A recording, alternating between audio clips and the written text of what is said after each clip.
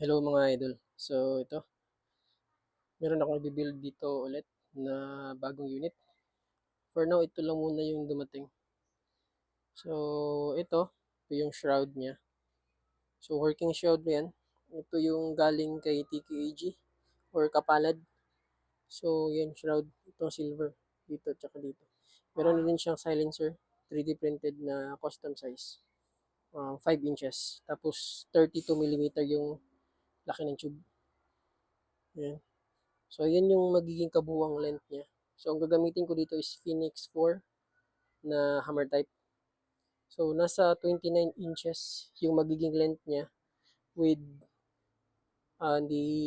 itong buttstock tapos yung silencer. Ayan. Kung tatanggalin yung silencer, mas magiging short po yan. Magiging 26 inches lang siya or 25 inches. So, yan yung magiging parang layout niya.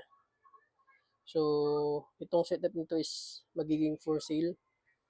So, um, inaantay ko na lang yung parts. Ang mga parts na mapapunta dito, ang receiver niya is Phoenix PCP, 4 inches na hammer type. Tapos DBB barrel na 12 inches, 12 grooves. Threaded ng 1 half by 20 UNF. So, itong set na to is magiging full set siya. Hindi siya yung bare na unit lang.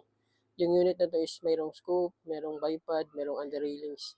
Lahat-lahat. Yung wala lang sa unit na to is yung pump. So, abangan nyo mga idol. Yan yung magiging build natin.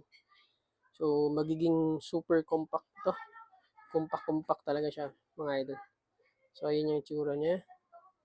Ayan. Goods yan. Tayo nyo lang mga idol. Peace.